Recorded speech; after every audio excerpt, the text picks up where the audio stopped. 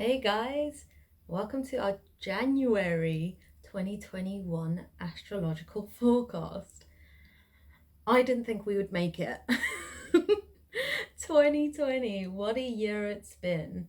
We've seen some of the biggest astrological movements that we've ever encountered in our lifetimes. Some of the biggest astrological movements we've seen in centuries, really. It's been a eye-opening time, and I hope anyone watching this hasn't been affected too badly.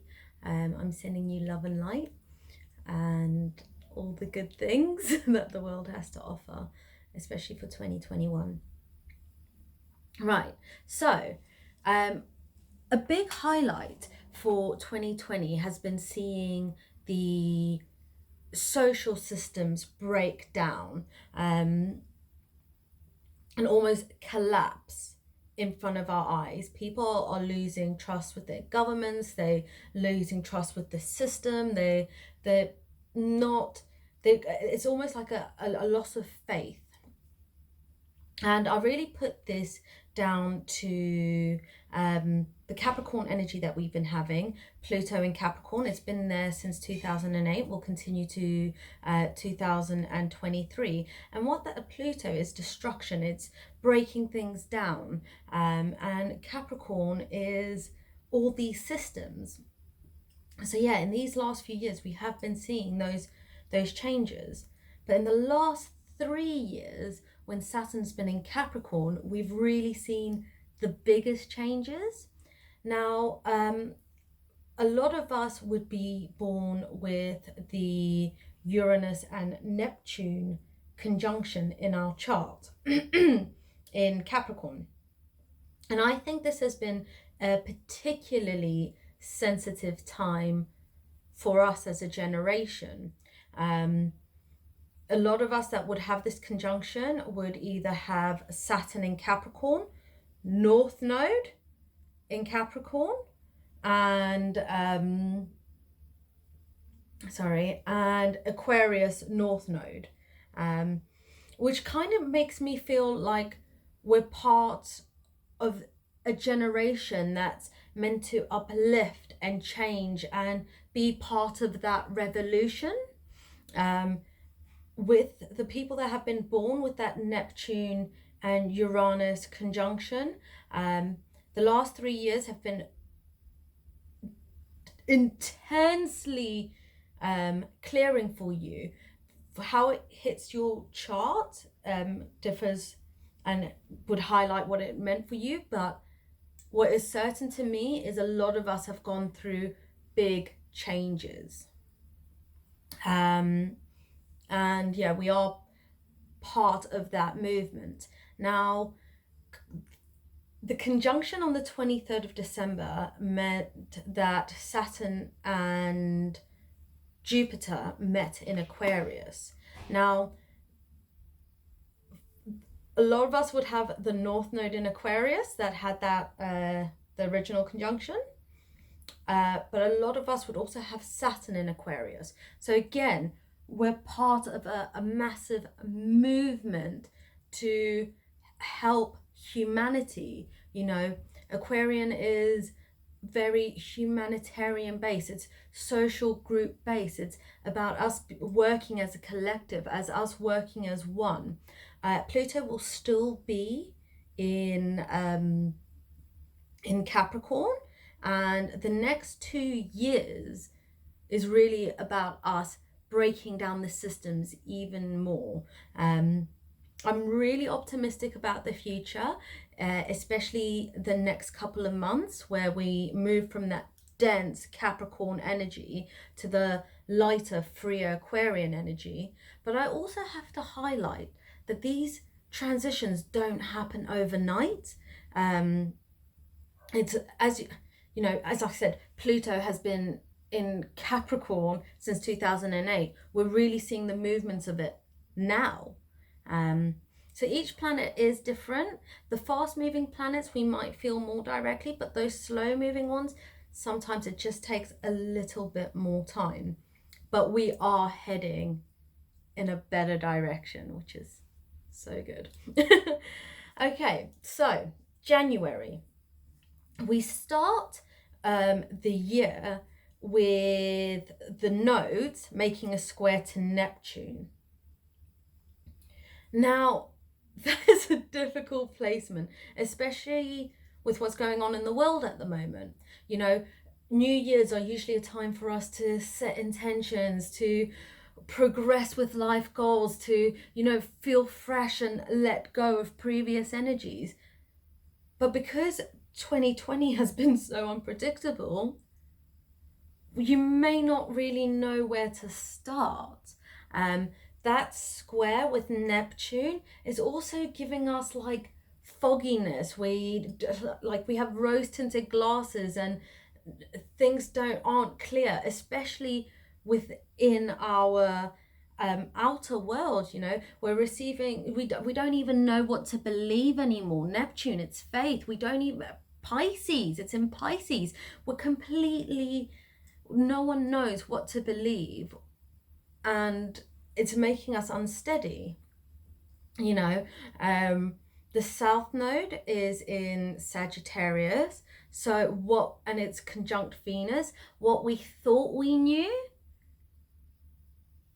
can be shifting. We're not coming from a place of higher knowledge. You know, the North Node in Gemini, we're constantly being filled with new information, and it's making us question what we already know, and it's making us feel foggy.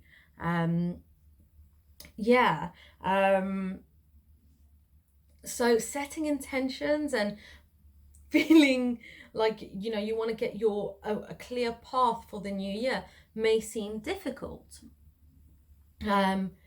My advice would be to wait a couple of weeks when we have the Capricorn New Moon. So new moons are a time of new beginnings, of, you know, setting intentions and moving forward. And Capricorn is all about achieving goals. So I would actually wait till the middle of the month to start setting all your intentions, especially as we're going to have a lot more earthy energy to help keep us grounded within that time. I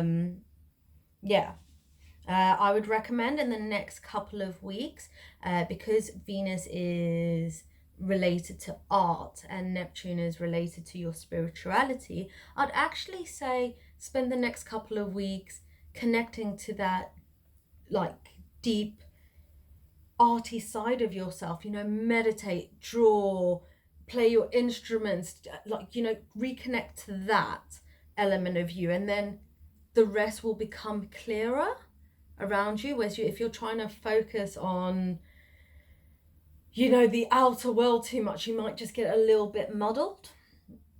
The new moon is really, really interesting because Uranus goes direct the next day. So we have the Capricorn New Moon on the 13th of January, Uranus direct on the 14th of January. Uranus is ruled by Aquarius. So the great conjunction that we had, it's almost like these two planets are meeting again. And they are helping us go into the direction that we need to move into. Around that time, Jupiter will be square Uranus as well. Jupiter ruled by Sagittarius. You know, they're all interlinked. They're all interlinked. You know, so there's a more tension of what knowledge, like there's more, you know, we don't know what we're doing. We don't like, but we can expect around that time, you know, sudden events, sudden, you know, things that can make us understand things from another level.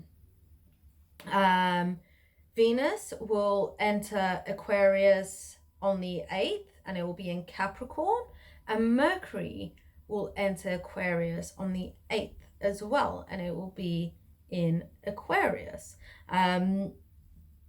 Now again, those two energies, you know, they're changing on the same day, and it's to do with, you know, what we have to say. Like Mercury is in Capricorn at the moment, and it's kind of shining a light, because it's also with the sun. It's shining a light on the lessons we've learned the last 3 years, and yeah, we're able to write about it, discuss it. It's an excellent time for you to journal, to let go of not just what's been happening in 2020, but the lessons you've learned in the last 3 years.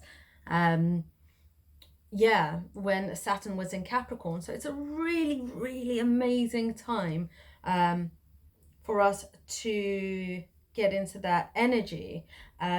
Uranus will be, as I said, going direct on the 14th, but it's also conjunct Lilith, Black Moon Lilith. So it's about us finding our power. It's about us, you know, going into that instinctual feminine self, you know, really tapping into those emotions, really tapping into that depth. And that's for women and men. Doesn't matter on your gender. We all have that animalistic side to us, and it's about us tapping into that, listening to our deep intuition, and moving forward and starting our intentions with that. Yeah.